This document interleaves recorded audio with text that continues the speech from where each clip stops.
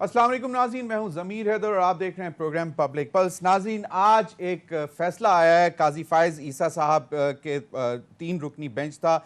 उन्होंने कहा है कि जितने आर्टिकल 184(3) के तहत केसेस थे उनको मुलतवी किया जाए जब तक सुप्रीम कोर्ट का रूल्स बनाए जाने तक। जो आज खुद नोटिस के हवाले से रूल्स बन रहे हैं उस वक्त तक तमाम जो आर्टिकल 184(3) के तहत सो मोटो जो केसेस हैं उनके ऊपर जो पेशरफ जो है उसको मुलतवी कर दिया जाए। अब ये एक बड़ी दिलचस्प सी सूरत हाल है कि विद इन सुप्रीम कोर्ट जो है नज़र आ रहा है कि शायद डिफरेंसेस बढ़ते जा रहे हैं। आज जब इलेक्शन के हवाले से जब समाअत शुरू हुई तो उसमें जो सबसे बड़ा अहम सवाल था आज फिर वही रहा कि 3-4 का फैसला था कि 2-3 का फैसला था, और पूरी अवाम जो है इस वक्त इस मामले पर इब्हाम में है कि क्या मामला है कि किस फैसले को माने। और इलेक्शन कमीशन के वकील ने कहा कि जी हमने तो वो 2-3 वाला जो फैसला था उस पर 5 जजेस के दस्तखत थे, उसी फैसले के बाद हमने सदर के साथ मशावरत करके जो है वो डेट दी थी, लेकिन जो हालात हैं उसमें हम इंतखाबात नहीं करवा सकते। आज बड़ी दिलचस्प रही कार्रवाई और इंतहाई अहम केस है इस वक्त। और दूसरा जो रूल्स के हवाले से मामला जो है वो अब कल सेनेट में भी उठाया जाएगा और उसके बाद उसको मंजूर करके बाकायदा सदर को भेजा जाएगा। ऑर्डिनेंस होगा, मंजूर होता है नहीं होता वो एक मामला है। सदर ने कहा है कि मैं तमाम चीज़ों को बड़े गौर से देख रहा हूँ और मैं चाहता हूँ कि हालात जो हैं वो बेहतरी की तरफ जाएं। लेकिन आज जो सुप्रीम कोर्ट में इलेक्शन करवाने के हवाले से जो जब समाअत जारी थी तो उसमें जो वकील हैं इलेक्शन कमीशन के सजील सवाती साहब, उन्होंने बड़ी दिलचस्प स्टैटिस्टिक्स दे दिए। उन्होंने कहा कि जी सिक्योरिटी के हवाले से हालात बहुत ज़्यादा ख़राब हैं। वजारत दाखिला और वजारत दफ़ा ने जो हमें ब्रीफिंग्स दी हैं उसमें बताया गया है कि जनाब तकरीबन 2023 में तकरीबन 443 जो हैं वो सिक्योरिटी थ्रेट्स जो हैं वो केपी में सामने आए। और खैबर पख्तूनख्वा में रवां साल दहशतगर्दी के 80 वाक़यात हुए, 170 शहादतें हुई। खुफिया रिपोर्ट्स के मुताबिक उन्होंने ये कहा कि जनाब इन ख़तरात से निकलने में 6 से 7 माह लग जाएंगे। और उसमें उन्होंने कहा कि जी खैबर पख्तूनख्वा में शैडो गवर्नमेंट्स बनी हुई हैं दहशतगर्दों की और हालात बहुत खौफनाक हैं। 80% इलाका खैबर पख्तूनख्वा का जो है वो सिक्योरिटी ख़तरात वहाँ पर मौजूद हैं और अफ़गानिस्तान से दहशतगर्द जो हैं वो दाखिल हो चुके हैं। अब ये एक बड़ी दिलचस्प सी बात है कि जहां पाकिस्तान क्रिकेट के मैदान में इंडिया को बुलाने की कोशिश कर रहा है, इंटरनेशनल इवेंट्स करवाने की कोशिश कर रहा है, वहां पे ये कोई इन कैमरा सेशन नहीं था नाज़रीन अदालत में सुप्रीम कोर्ट में, जहां पे आप ये स्टैटिस्टिक्स देते कि ताकि आलमी दुनिया को ये मालूम ना होता कि पाकिस्तान अभी भी एक सिक्योरिटी थ्रेट स्टेट है। तो ये चीज़ें जब आपके मौशी हालात इतने ख़राब हों, जहाँ पे आप देख रहे हैं कि कोई सरमायाकारी करने के लिए आए और वहाँ पे एक ओपन बेंच में आप इस तरह के स्टैटिस्टिक्स देते हैं कि जनाब पाकिस्तान में तो बहुत ही हालात संगीन हैं। ऑनरेबल चीफ जस्टिस साहब ने कहा कि जनाब खैबर पख्तूनख्वा में दहशतगर्दी से मुतल्लिक रिपोर्ट्स संजीदा हैं। यकीनन जब उनके सामने स्टैटिस्टिक्स आए तो उन्होंने कहा कि ये मामला संजीदा है। उन्होंने कहा कि जब आपने सदर मुमलिकत से जो मशवरे जब हो रहे थे तो उसमें आपने क्या सदर को इन इत्तलात का बताया था कि जनाब 6 माह लगेंगे, तो उस पर उन्होंने कहा कि जी सारी रिपोर्ट्स उनके सामने रखी गई थीं। और ये 20 साल से ऑनरेबल चीफ जस्टिस साहब ने कहा कि अब ये नाज़रीन कोई ढकी छुपी बात नहीं है कि पाकिस्तान 9/11 के वाक़े के बाद बहुत ज़्यादा दहशतगर्दी के जद में रहा। और ऑनरेबल चीफ जस्टिस साहब ने कहा कि 20 साल से दहशतगर्दी का मसला है लेकिन इंतखाबात होते रहे। 2008 में जो इंतखाबात हुए थे उस वक्त सबसे ज़्यादा थ्रेट लेवल मौजूद थे, फिर 2013 में, और ख़ुद सियासी जमातें कहती रही हैं कि जनाब हमें तो कैंपेन करने की भी इजाज़त नहीं थी और खौफ इतना था कि हमें कैंपेन भी करने नहीं दी जाएगी। और ख़ास तौर पर पीपल्स पार्टी ने ये भी खदशात सामने रखे थे कि जी 2013 के इलेक्शन इंतखाबात में। तो ऑनरेबल चीफ जस्टिस साहब ने कहा कि जनाब इंतखाबात तो इस 20 साल में भी होते रहे हैं, तो अब कौन से ऐसे ख़तरात जो हैं सामने आ चुके हैं। फिर फंड्स के हवाले से भी उन्होंने कहा कि जनाब ये वाज़े तौर पर जो है इदारों نے جو سپورٹ کرنا ہے, جو معاونت فراہم کرنی ہے, اس سے انحراف کیا جا رہا ہے, کیونکہ آرٹیکل 220 آف جو کانسٹیٹیوشن آف پاکستان واضح طور پر کہتا ہے کہ تمام ایگزیکٹو اداروں نے الیکشن کمیشن کی معاونت کرنی ہے, ان کو سپورٹ دینا ہے. یہ ان تمام معاملات پر بات کریں گے. میرے ساتھ اسلام آباد اسٹوڈیو میں موجود ہیں عیسیٰ نقوی, جانی پہچانے صحافی, اینالسٹ, جرنلسٹ. بہت بہت شکریہ عیسیٰ آپ کے وقت کا. میرے ساتھ موجود ہیں فخر الرحمان, اینالسٹ, جرنلسٹ اور سپریم کورٹ کے بہت زمانے تک کور کرتے رہے, ڈیفنس میٹرز بھی کور کرتے رہے. بہت بہت شکریہ فخر الرحمان آپ کا. عارف چودھری صاحب, جانی پہچانی شخصیت, ماہر قانون ہیں. بہت بہت شکریہ عارف چودھری صاحب آپ کے وقت کا بھی. چودھری صاحب آپ سے معاملات شروع کروں گا. قاضی فائز عیسیٰ صاحب کے حوالے سے جو آج فیصلہ جو آیا ہے کہ جناب سپریم کورٹ کا رولز بنائے جانے تک از خود نوٹس کے تمام کیسز ملتوی کرنے کا فیصلہ, اور پھر یہ جو قانون سازی ہو رہی ہے, اس سے لگ ایسے رہا ہے کہ شاید کسی ایک جو بھی پرانے کیسز تھے ان میں ان سب کو فائدہ ملے گا جو ابھی تک از خود نوٹس کے تحت جن کے کیسز معاملات ابھی تک عدالت میں لٹک رہے تھے. عارف چودھری صاحب, عدالت میں بھی واضح طور پر 3-4 اور 2-3 کا معاملہ آج پھر ڈسکس ہوا. یہ بھی اس پہ بھی بتا دیں کہ یہ ابہام جو ہے یہ تو کافی پریشان کن ہے. اس سے تو کلیئر ڈویژن نظر آ رہی ہے. ڈویژن ہوتی ہے, فیصلوں میں ہوتی ہے, ڈائسنٹنگ نوٹس ہوتے ہیں, لیکن یہ تو باقاعدہ طور پر ایسے لگ رہا ہے کہ میں نہ مانوں اور اگلا کہہ رہا ہے کہ میں نہ مانوں. اس پر کیا ہوتا دیکھ رہے ہیں چودھری صاحب؟ یہ پہلے کبھی اس طرح کی ہمیں شاید مجھے نہیں یاد پڑتا کہ ہمیں کوئی ایسا جو دیکھنے کو ملا ہو سپریم کورٹ کے اندر.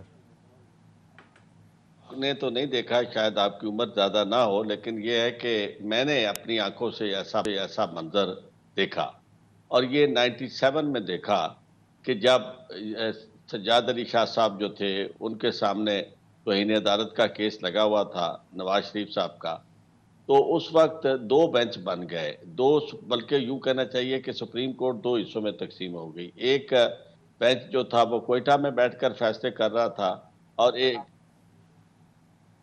جی تو ایک یعنی وہ کر رہا تھا جو یہاں بیٹھ کے اسلام آباد میں.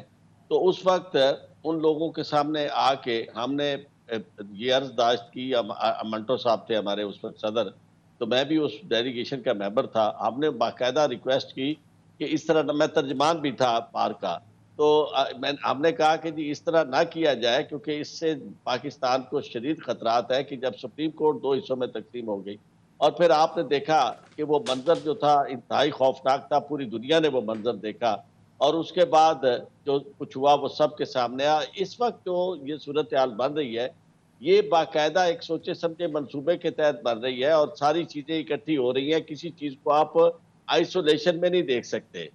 سب سے پہلی بات تو یہ ہے کہ یہ جو ہمارے قاضی صاحب ہیں فائز عیسیٰ صاحب, ان کی پسند و ناپسند یا نفرت جو ہے پی ٹی آئی کے بارے میں, اور جس طرح پی ٹی آئی نے ان کے خلاف ریفرنس دائر کیا, وہ ڈھکی چھپی نہیں ہے, وہ بہت زیادہ کلیئر ہے. اور کافی عرصے سے وہ بالکل بطور جج یعنی اپنا ایک خاص رویہ جو ہے انہوں نے ظاہر کیا ہوا ہے, اور کچھ لوگوں کو توقعات بھی ہے کہ توقع لگا کے بیٹھے ہوئے, اور کہتے بھی ہیں کہ جناب ہم انتظار کر رہے ہیں کہ جب وہ چیف جسٹس بنے. تو اب یہ جو چیز سامنے آئی ہے نا, پہلی بات تو میں قانونی آپ سے یہ عرض کروں کہ پوری دنیا میں یہ تصور ہے کہ بینچ وہی ہوتا ہے جو بیٹھ کے کیس سنتا ہے اور فیصلہ کرتا ہے. اس میں فیصلہ کرنے والے جو ہوتے ہیں ان کی اپنی یعنی ایک طرف ہوتے ہیں, کچھ لوگ ہوتے ہیں جو اختلاف کرتے ہیں, اور جو کثرت میں ہوتے ہیں ان کے فیصلے کو فیصلہ کہا جاتا ہے, آرڈر آف دی کورٹ کہا جاتا ہے.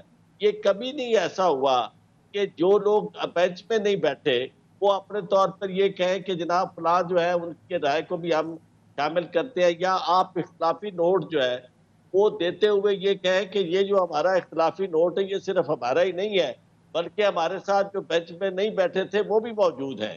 اور بلکہ یہاں تک آپ دیکھیں کہ یہ بات سب کو معلوم ہے کہ جب بینچ ریکانسٹیٹیوٹ ہو رہا تھا تو یہ 5 رکنی بینچ بننے والا آرڈر جو تھا اس پہ بھی ان کے دستخط سب کے تھے, اور اس کے بعد جب فیصلہ ہوا تو پھر بھی سب کے دستخط موجود تھے.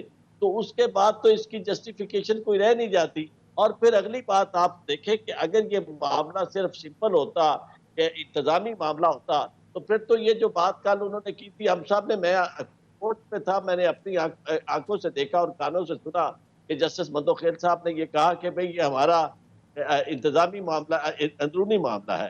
پھر اس کے بعد انہوں نے اس اندرونی معاملے کی آج جو وضاحت کی فوری طور پر، بلکہ کوشش انہوں نے کی کہ وہ اتنا زیادہ اس کو آگے لے جانا چاہتے تھے کہ جناب ہماری بات کو مانا جائے اور کارروائی نہ ہو۔ تو صحیح اس میں آپ اور جو ساتھ لیجسلیشن ہو رہی ہے پرسن اسپیسیفک اور بڑی موٹیویٹڈ لیجسلیشن ہو رہی ہے، وہ بھی اس مقصد کے لیے ہو رہی ہے، ورنہ ایسا ہو نہیں سکتا کہ آپ بجائے ایک امینڈمنٹ کرنے کے آپ آرٹیکل 184(3) جو ہے اس کو ڈائلیوٹ کر رہے ہیں اور اس کے اندر ایک قانون کے ذریعے ایسی ترمیمیں لا رہے ہیں جو آئین جس کی اجازت نہیں دیتا۔ لیکن یہ سارا کچھ اس لیے کیا جا رہا ہے کہ کچھ توقعات ہیں انہیں کہ جناب کے باوجود، اور ہم نے وہ زبان سنی اس وقت کامنٹ کیے تھے۔ چودھری صاحب، یہ تو چودھری صاحب لگتا ہے ایسے ہے کہ یہ تو ایک مطلب اپوائنٹمنٹ ہونے سے پہلے ہی کنٹروورشل بنایا جا رہا ہے، اور یہ چیزیں تو پھر یہاں تو نہیں رکیں گی، پھر تو یہ جب کوئی نئی اپوائنٹمنٹ بھی جب ہو جائے گی تو زیادہ حالات اس مزید خرابی کی طرف جائیں گے۔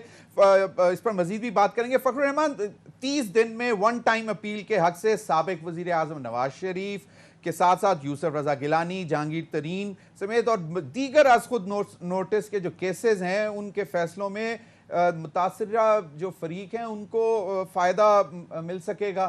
تو یہ تو ایک بڑا آرگنائز طریقے سے جو ہے ایک طرح سے کیا جا رہا ہے کہ جی کلین چٹ ملتی جائے سب کو۔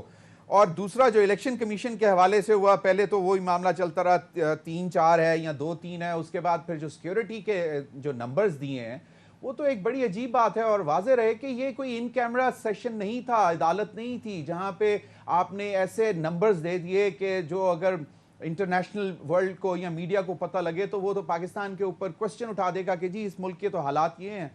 فخر الرحمان ضمیر، دیکھیں سب سے پہلے تو یہ جو آخری سوال آپ نے کیا ہے اس کی بڑی امپلیکیشن ہے، کیونکہ یہ جو رپورٹ پیش کی گئی ہے یہ الیکشن کمیشن آف پاکستان کی جانب سے پیش کی گئی ہے اور یہ اتھینٹیکیٹڈ رپورٹ ہے۔ اب دراصل جو صورتحال ہے اس وقت ملک کے اندر امن و امان کے حوالے سے وہ اوور آل پیسفل نظر آ رہی ہے۔ 20 سال سے دہشت گردی کے خلاف جو پاکستان نے قربانیاں دی اس میں آپ کا 120 ارب ڈالر سے زیادہ کا مالی نقصان ہو چکا ہے، 80,000 سے زائد شہادتیں آپ دیکھ چکے ہیں، اور اس کے بعد آپ نے دنیا کو یہ تاثر دیا کہ پاکستان جو ہے وہ ہر طرح سے دہشت گردی کے خلاف مؤثر اقدامات کر رہا ہے، اور پاکستان کے اندر جو دہشت گردی کا خاتمہ ہے وہ بڑی حد تک اس میں کامیابی جو ہے وہ حاصل ہو چکی ہے۔ یہی وہ وجہ تھی جس کی بنیاد پر فیٹ اپ میں آپ گرے لسٹ سے جو تھے وائٹ لسٹ میں ڈالے گئے تھے۔ اب اس طرح کی صورتحال اگر آپ سپریم کورٹ کی ملک کی سب سے بڑی عدالت میں پیش کریں گے اور صرف اس لیے پیش کریں گے کہ آپ الیکشنز نہیں کرا سکتے، تو اس کی بہت زیادہ امپلیکیشنز ہیں۔ ایک، پاکستان کو اس رپورٹ کی بنیاد کے اوپر پاکستان کے مخالف جو بھارت پروپیگنڈا کرتا رہا ہے وہ اس کو کسی بھی طرح سے ایکسپلائٹ کر سکتا ہے۔ دوسری، آپ نے جس طرح سے بتایا کہ ملک کے اندر سرمایہ کاری چاہے وہ بیرونی ہو یا اندرونی ہو، تو یقیناً اس کے حوالے سے بھی یہ ہوگا۔ ایک لمحے کے لیے اگر آپ یہ سوچ دیں کہ اگر آئین اور قانون جو ہے وہ اس ملک کے اندر کولیپس کرتا ہے اور جس طرح سے اپنے سیاسی مقاصد کو اچیو کرنے کے لیے اگر اس طرح سے قانون سازی کی جائے گی، تو ابھی تو آپ کو ملک کے اندر ایک سیمپلنس آف لا اینڈ آرڈر جو ہے وہ نظر آ رہا ہے، اس میں ایک بیلنس نظر آ رہا ہے۔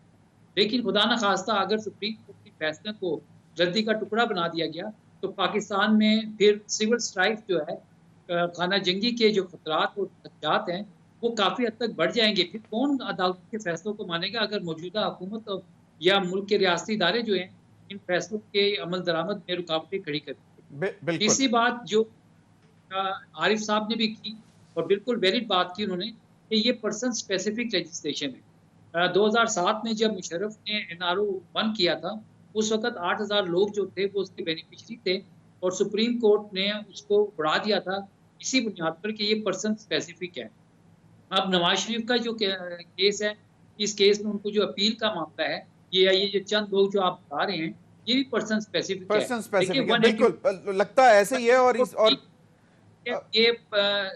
یہ پبلک انٹرسٹ لٹیگیشن ہوتی ہے، اور یہاں پر 3 دفعہ جو وزیر اعظم رہ چکا ہے وہ صادق اور امین نہیں رہا ہے، یہ ان کا بہت بڑا منصب تھا اور انہوں نے جھوٹ بولا جس کی بنیاد پر ان کو صادق اور امین، بالکل وہ تو تمام چیزیں سب کے سامنے ہیں۔ میں چاہوں گا کہ عیسیٰ وہ کیا کہتے ہیں اپنے ہی گراتے ہیں نشے من پہ بجلیاں کہ اگر آپ پبلکلی اس طرح ایک اوپن کورٹ ہیئرنگ میں یہ تمام سٹیٹسٹکس سامنے رکھ دیں گے تو پھر میں عیسیٰ یا کوئی بھی کیا سوچے گا کہ جناب ملک کے حالات تو ٹھیک نہیں ہیں. اور دوسرا ایک آنریبل چیف جسٹس صاحب نے ایک اور بات کی کہ انہوں نے کہتے ہیں کہ انہوں نے کہا تھا کہ تحریک انصاف اور دیگر جو حکومتی جماعتیں ہیں کہ جی ماحول بہتر کریں کیونکہ اگر یہ ماحول اتنا ہی خراب رہا تو خون خرابہ کی مطلب بہت زیادہ پولرائزیشن جو ہے اس سے انہوں نے وارن کیا تھا کہ یقیناً انتخابات پھر جو ہیں وہ خونی انتخابات ہو سکتے ہیں. ماحول نہ ٹھیک ہو رہا ہے نہ ماحول ٹھیک ہوگا ضمیر حیدر صاحب, اور اس کو جان بوجھ کے خراب کیا جا رہا ہے, ویشیٹ کیا جا رہا ہے. میں ایک پہلے ذرا کامنٹ کر دوں, پرسن اسپیسیفک جو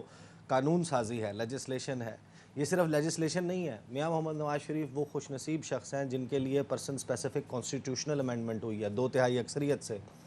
آپ یاد کریں کہ جب 18ویں ترمیم پاس ہوئی تھی تو ملک میں کون سا اس نواز شریف کے علاوہ شخص تھا جس کو 2 مرتبہ کے بعد وزیر اعظم بننے کی قدغن کا سامنا تھا؟ اس ملک میں آئین کی جو ترمیم ہے 2/3 اکثریت سے سب نے بیٹھ کے جس اجتماعی دانش کلیکٹیو وزڈم کی بات کرتے ہیں, ان کے لیے تو آئین امینڈ ہوتا ہے. اور پھر لاڈلا جو ہے وہ دوسرا ہوتا ہے. لاڈلا کون ہے؟ اب آ جائیں اس بات پہ. دیکھیں ضمیر حیدر صاحب, یہ جو آج سپریم کورٹ آف پاکستان میں اعداد و شمار اور چیزیں رکھی گئی ہیں نا, یہ کوئی ایک چیز نہیں ہے اور یہ ایک سیریز ہے پوری. آپ یاد کریں کہ اس ملک کے وزیر داخلہ نے ایک ڈاکیومنٹ لیک کیا تھا 25 یا 24 نومبر کو.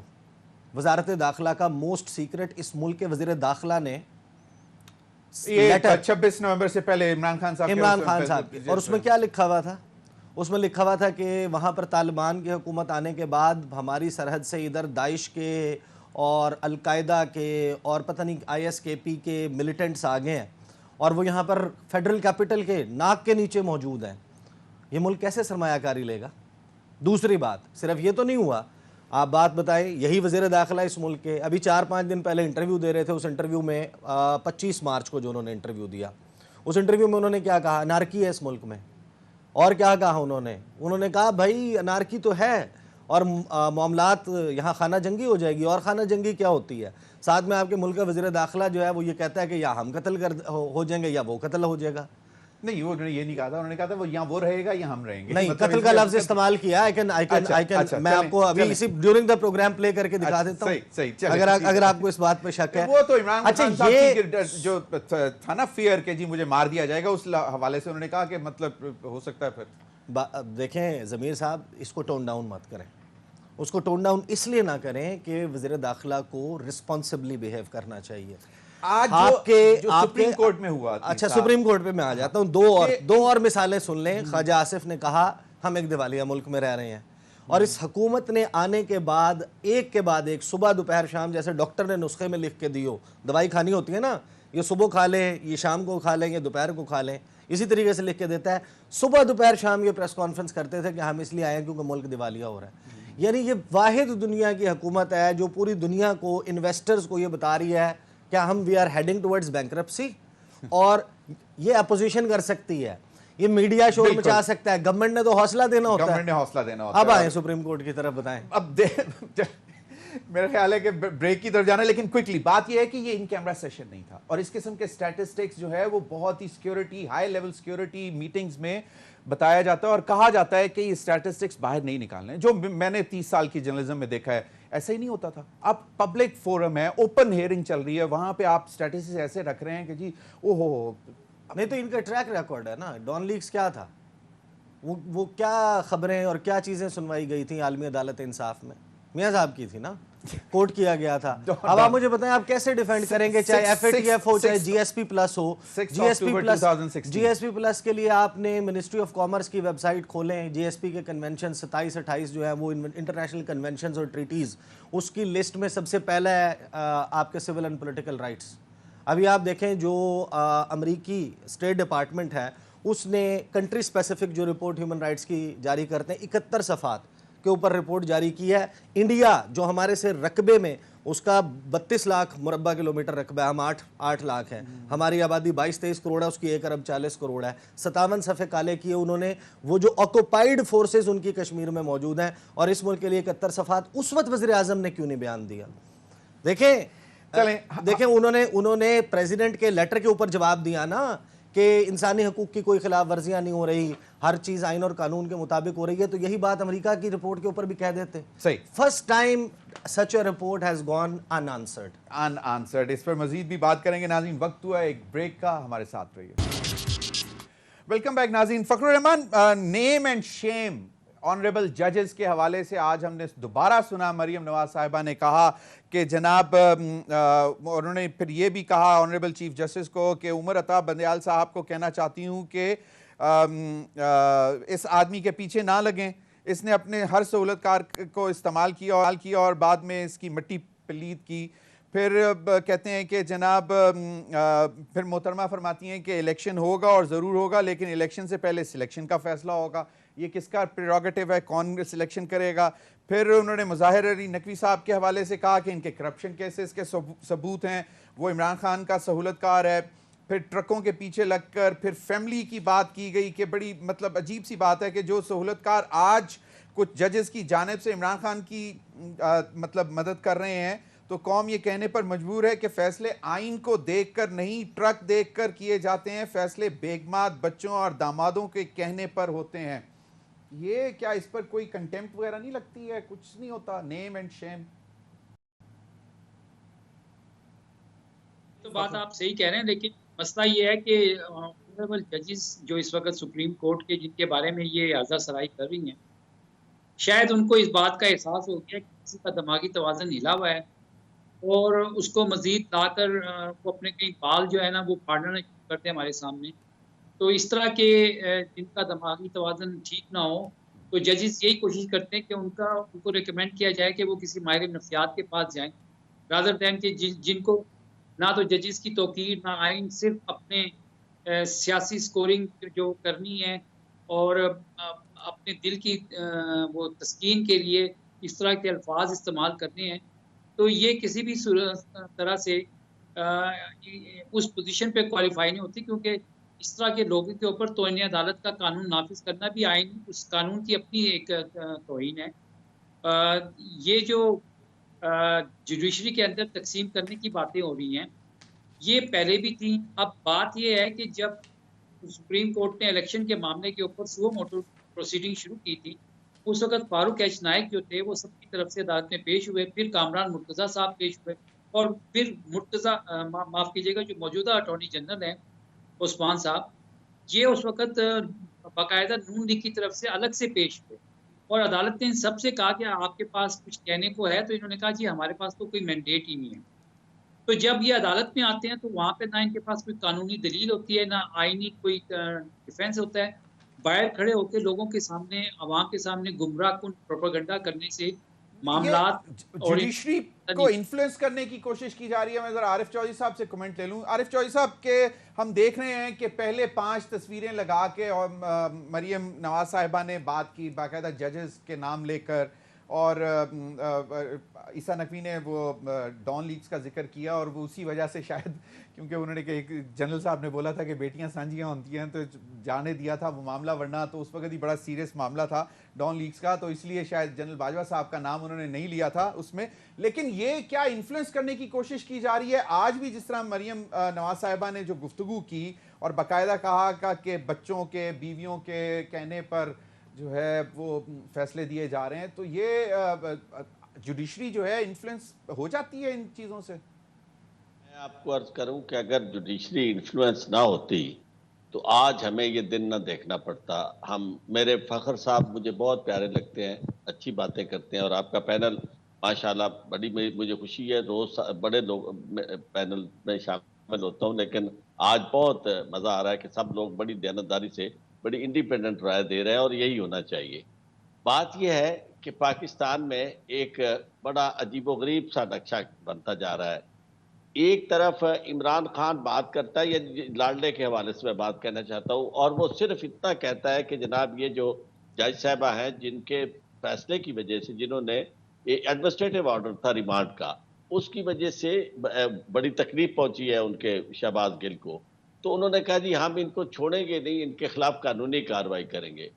وہ ان کی ناک کی لکیریں نکلوائی گئی، اور ابھی تک آج تک وہ گئے جا کے، انہوں نے جا کے معافی مانگی، اور اس کے بعد ہائی کورٹ سے بھی کیس ختم ہو گیا۔ ابھی بھی آج آپ دیکھیں گے تو وہاں نان بیلیبل وارنٹ جاری ہو چکے ہیں اس کیس میں میجسٹریٹ کی طرف سے۔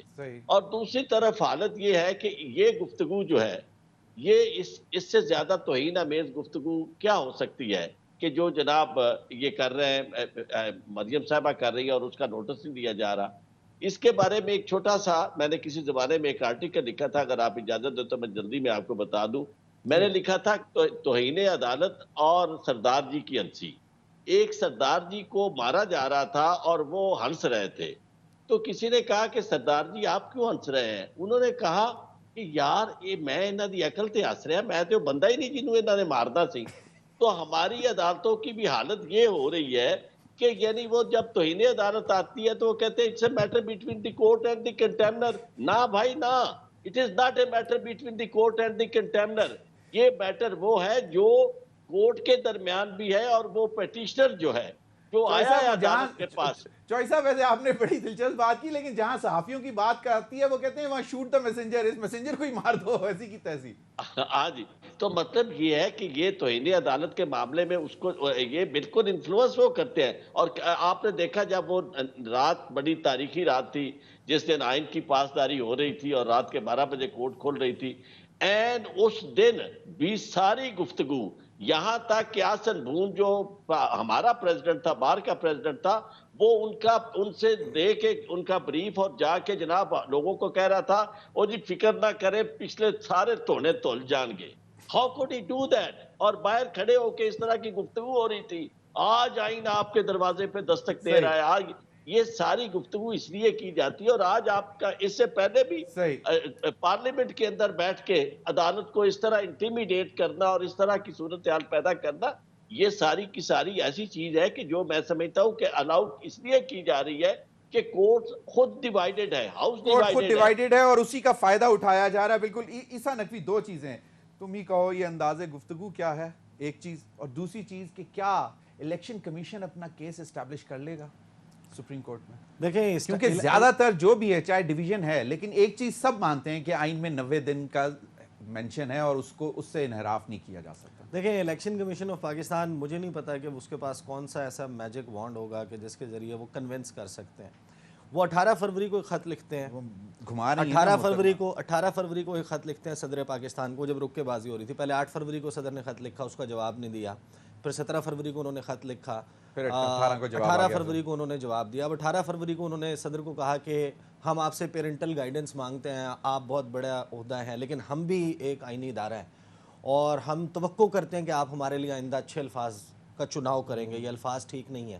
وہ صفحہ نمبر 2 کا آخری پیرا تھا، بالکل اس میں جو صفحہ نمبر 2 کی دوسری لائن ہے، دوسری لائن میں الیکشن کمیشن آف پاکستان کہتا ہے کہ آئین پاکستان ہمیں یہ اجازت نہیں دیتا کہ ہم کسی پروونشل یا کسی اسمبلی کے تحلیل ہونے کے بعد تاریخ جو ہے اناؤنس کریں۔ ابھی 8 اکتوبر انہوں نے کیسے کی؟ جواب دیں گے۔ یہ بھی آج سوال اٹھایا گیا کہ صدر نے اگر تاریخ دینی تھی تو آپ نے کیسے دے دی؟ ہاں، پھر اس کے بعد 8 فروری جو ہے، 8 فروری کو انہوں نے کہا کہ ہم نے ایک میٹنگ کی تھی، اس میں ہم نے چیف سیکرٹری پنجاب کو اور آئی جی پنجاب کو بلایا تھا، اور آئی جی پنجاب نے 8 فروری کو ان کو جو بریفنگ دی تھی اس میں کہا تھا کہ یہ واقعات ہو چکے ہیں اس ملک میں، اس لیے انتخابات نہیں ہو سکتے۔ اس میں نمبر 4 پہ لکھا ہوا ہے کہ بعد میں ہوا وہ جو ٹرین ہے اس میں آئی ڈی بلاسٹ، اور یہ کیسے؟ وہ کس تاریخ کو ہونا تھا؟ اس کے بعد اس پوری کہانی میں، اس پورے 8 صفحوں میں، میں تو وہ finance secretary, interior secretary, defence secretary, I G Punjab, D G rangers, F C, I S I sector commander, I B, کسی ایک رپورٹ کا حوالہ انہوں نے نہیں دیا کہ انہوں نے ہمیں کہا کہ 8 اکتوبر کو یہ ٹھیک ہو تو جائے۔ یہ آج انہوں نے کہا کہ جی سیکیورٹی اداروں کی جو رپورٹس ہیں، خفیہ رپورٹس ہیں، وہ آج سارا کھول کے رکھ دیا انہوں نے عدالت میں۔ آج تو وہ کہہ رہے ہیں کہ 8 اکتوبر کو سب ٹھیک ہو جائے گا۔ دودھ اور شہد یہ تو انہوں نے کہا آنریبل چیف جسٹس نے کہ جا کے ٹائم لے کے بتائیں ہمیں۔ کیا وہ کنونس کر سکتے ہیں کہ 2008 ضمیر صاحب آپ بھی اس شہر میں تھے، میں بھی 2008 میں جو یہ جہاں پہ آپ کا آفس ہے یہاں پر ہم نے روز آنا ہوتا تھا بالکل کور کرنے کے لیے، ہمیں یہ نہیں پتا ہوتا تھا خدا نہ خواستہ اگلی گاڑی پھٹ جائے گی یا سائیڈ والی، ایسے ہی ہوتا تھا، لیکن ہم جا رہے ہیں، ہم واپس پہنچیں گے کہ نہیں۔ اس حالات میں الیکشن ہوئے تھے 2013 میں۔ There is a clear gang up to postpone, delay or not hold the अच्छा, elections. अंदाज़े बयां क्विकली आप मुझे मालूम है आपने जाना है अंदाज़े बयां पे मैं आपको सिर्फ एक बात बता सकता हूँ. देखें, इन्होंने लतीफ़ा सुनाया, मुझे भी एक लतीफ़ा सुनाने की इजाज़त दे दें, if you don't mind. तो एक सरदार जी थे, वो एक चौकी में थे. उस चौकी के ऊपर हमला हुआ, जो ऊपर उन्होंने बंदा दूरबीन दे के बिठाया हुआ था, जो उनको नीचे बताता था कि कहाँ से हमला हो रहा है. वो हाँफता कांपता हुआ नीचे आया. उसने कहा, सरदार जी हमारे ऊपर चारों तरफ से हमला हो गया. तो सरदार जी ने कहा, वेरी गुड, अब हम चारों तरफ हमला कर सकते हैं. शहबाज शरीफ साहब, मरीम नवाज साहिबा और ये तमाम के तमाम जो लोग हैं, इस वक्त बयानियाँ बनाने के लिए चारों तरफ हमलावर हैं. मतलब इस्टेब्लिशमेंट के ऊपर ये तकरीरें कर रहे हैं. 2013 में हमें बहुत गंदी हुकूमत मिली, वो पीपल्स पार्टी को टारगेट कर रहे हैं. इमरान खान बिल्कुल वाज़े टारगेट हैं. कल मैं सुन रहा था शहबाज शरीफ साहब ने फ्लोर ऑफ द हाउस पे खड़े होकर पता है क्या कहा है, ये मखदूम यूसुफ रजा गिलानी, इसको क्यों नाअहल कर दिया. अब वज़ीर आज़म से पूछे कि आप क्यों काला कोट पहन के गए थे, आपके भाई काला कोट पहन के गए थे. आपके उस वक्त के अपोजिशन लीडर चौधरी निसार अली खान 2.5 घंटे की तकरीर करते थे, हमें बताते थे कि यूसुफ रजा गिलानी जो है उस पर क्यों तौहीन अदालत लगनी चाहिए. और आप उस वक्त पीला सूट पहन के तंबू कनाते लगा के पीला सूट पहन के मीनारे पाकिस्तान के ग्राउंड में हाथ का पंखा झोलते हुए मैं यही बताया करते थे कि ये यूसुफ रजा गिलानी जो है इससे जान तो ये बयानिया बनाया जा रहा है. यू मीन टू से कि ये बाकायदा एक all of them, these are failed attempts to make a narrative. Point is, आपको ये लड़ाई सियासी अखाड़े में लड़नी चाहिए. जिस तरह बिलावल ने कहा कि हम गाइडलाइंस देंगे, पार्लियामेंट सुप्रीम है, पार्लियामेंट गाइडलाइंस देगी और पार्लियामेंट ही लेजिस्लेशन करेगी. इस पर मजीद भी नाज़रीन कहेंगे. ईसा नकवी साहब ने जाना है. बहुत बहुत शुक्रिया ईसा नकवी आपके वक्त का. नाज़रीन वक्त हुआ एक ब्रेक का. ब्रेक के बाद आएंगे तो जो बिलावल साहब ने कहा है कि पार्लियामेंट की सुप्रीमेसी है, यकीनन है, लेजिस्लेशन का हक यकीनन पार्लियामेंट के पास है, लेकिन अगर पर्सन स्पेसिफिक है तो वो क्यों. ब्रेक के बाद वेलकम बैक नाज़रीन. ब्रेक में हमें ज्वाइन किया चौधरी इश्तियाक खान साहब ने, सदर हैं Lahore high court bar association के. बहुत बहुत शुक्रिया चौधरी साहब. चौधरी साहब, आज वकला कन्वेंशन भी था लाहौर में और जो हमें इतलात मिली हैं वहाँ पे उन्होंने ऑनरेबल चीफ जस्टिस साहब के पीछे और जो 184(3) के हवाले से जो नई कानून साजी हो रही है उस हवाले से भी गुफ्तगू की और 90 दिन में इलेक्शन के हवाले से वाज़े तौर पर एक पैगाम भी दिया. आपको क्या लगता है कि ये चीज़ें जो एक विदिन अदालतों में जो लड़ाई है वो इस पे कितना असरअंदाज होगी और वकला बरादरी अल्टीमेटली, क्योंकि कुछ वकला का ख्याल है कि कंबाइंड विजडम हो सकती है. ऑनरेबल चीफ जस्टिस अगर कमेटी बनती है तो 2 मेंबर्स जजेस के साथ मशावरत करके सुओ मोटो ले सकते हैं, लेकिन उनका ये ख्याल है कि फाइनल से इन द मतलब जो भी केस सामने हो उसमें फाइनल से ऑनरेबल चीफ जस्टिस की होनी चाहिए. योर टेक चॉइस साहब. ये है कि सो मोटो की पावर्स को कर्टेल करने के लिए ये उन्होंने एक मैलाफर्डली एक्ट पास किया है. ये चीफ जस्टिस ऑफ पाकिस्तान के पावर्स को और सुप्रीम कोर्ट की पावर्स और उसकी जो जुरिस्डिक्शन है उसको कर्टेल किया गया है. अगर हम आर्टिकल 191 और उसको मिला के पढ़ें आर्टिकल 175 के साथ, तो वहाँ पे वर्ड इस्तेमाल किया गया कि एक्सक्लूडिंग द सुप्रीम कोर्ट, यानी लॉ बनाया जा सकता है लेकिन उसमें सिर्फ और सिर्फ एक चीज़ हो सकती है कि प्रोसीजर के बारे में लॉ बनाया जा सकता है. It's not only a procedure. इसमें अगर आप 4th शेड्यूल की एंट्री नंबर 55 में जाएं कॉन्स्टिट्यूशन के अंदर, तो वहाँ पे क्लियरली प्रोहिबिशन है, रिस्ट्रेंट है to the legislature to make any law which subvert the powers of Supreme Court and curtail the jurisdiction of the Supreme Court. सही. ये वो चीजें हैं जिसके ऊपर कानून साजी नहीं हो सकती. सही. इसमें आइन के अंदर तरमीम कर सकते हैं और उसके लिए 2/3 मेजॉरिटी की रिक्वायरमेंट. तो चॉइस साहब, वकला तंजीमें इस सारी चीज को देखते हुए कि क्या आइंदा का लाहा अमल क्या बना रहे हैं कि क्या ये अगर जिस तरह बुलडोज किया जा रहा है कि हेस्ट में किया जा रहा है और ये लगता है कि हो भी जाएगा, तो क्या आप लोगों का क्या रिएक्शन होगा? मैं यही अर्ज कर रहा हूँ, इन सारी चीजों को आर्टिकल इन आइन की वायलेशन को देखते हुए आज हमने all Pakistan lawyers representative convention बुलाया था, सही. जिसके अंदर पूरे چاروں صوبوں کی گلگت بلتستان کی نمائندگی موجود تھی. Vice chairman bar council, chairman bar council, president high court bar ایسوسی ایشن، تمام تحصیل اور ڈسٹرکٹ بار کے پریزیڈنٹس اور سیکرٹریز پنجاب کے کم از کم وہ وہاں پہ موجود تھے، اور ایک یونانیمسلی ہم نے ریزولوشن پاس کیا ہے جس کے اندر 3 چیزوں کے اوپر ہم نے مینلی ایمفیسائز کیا ہے کہ کوئی قانون سازی ایسی نہیں ہو سکتی جس سے سپریم کورٹ کی پاورز کو کرٹیل کیا جائے. کوئی ایسا عمل جو ہے جس سے سپریم کورٹ کے چیف جسٹس یا سپریم کورٹ کے ججز کو ملائن کر کے اپنی مرضی کے فیصلے لینے کی خواہش رکھتے ہوں لوگ، اس کو کبھی قابل قبول نہیں رکھا جائے گا. اور اس کے بعد یہ بھی اس کے اندر ہم نے کہا کہ کنسلٹیٹو پروسیس ہونا چاہیے. چیف جسٹس آف پاکستان کو ہم نے یہ سجیسٹ کیا ہے کہ سپریم کورٹ کے ججز کے آپس میں ایک میٹنگ کر کے یہ جو تاثر باہر دیا جا رہا ہے وہ سپریم کورٹ کے ججز کو ساتھ لے کے چلیں.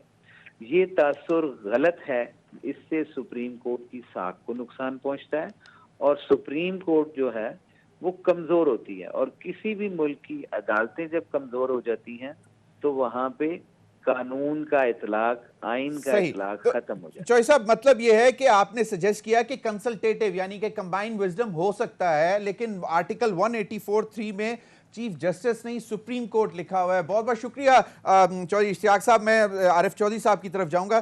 چودھری صاحب، ابھی آپ نے سنا جو وکلا کنونشن کی طرف سے جو ایک یونانیمس ریزولوشن بھی آیا ہے سامنے، لیکن اگر آرٹیکل 184(3) میں اگر صرف یہ سجیشن ہو کہ جی پریروگیٹو جو ہے وہ چیف جسٹس کا ہوگا، لیکن وہ وزڈم، کمبائنڈ وزڈم لے سکتے ہیں 2 رکنی سینئر موسٹ ججز کے ساتھ مشاورت، تو وہ قابل قبول ہوگی بات؟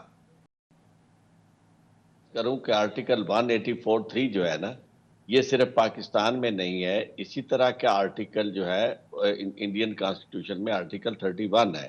اسی طرح برطانیہ میں ہے، پوری دنیا میں ہے کہ جہاں آپ نے ایسے معاملات جن کے لیے فارمل لا جو ہے وہ ہیلپ نہ کرتا ہو، آپ نے وہاں لوگوں کو انصاف دینے کے لیے غیر معمولی واقعات کے لیے جہاں فنڈامنٹل رائٹس کا معاملہ ہو اور پبلک امپورٹنس کا معاملہ ہو، اس طرح کی سچویشن میں آپ نے ایکسٹرا آرڈینری جورسڈکشن دینی ہے، اور وہ سپریم کورٹ کے پاس ہوگی. اور سپریم کورٹ جو ہے بعض جگہ ہائی کورٹس کے پاس بھی ہے، انڈیا میں ہائی کورٹس کے پاس بھی ہے. تو اس لیے میں یہ عرض کرتا ہوں کہ یہ آرٹیکل 184(3) جو ہے، یہ اس میں آپ امینڈمنٹ کر سکتے ہیں، اور یہ جتنی چیزیں ہیں ساری کی ساری یہ آرٹیکل 184(3) کے ماتحت نہیں آتی. سپریم کورٹ کا کے رولز جو ہے اس میں بھی مداخلت نہیں کی جا سکتی. یہ بھی آئین میں درج ہے کہ سپریم کورٹ جو ہے وہ اپنے رولز خود بنائے گی. تو ریگولیٹ کرنا بینچز کو یہ سپریم کورٹ کا کام ہے.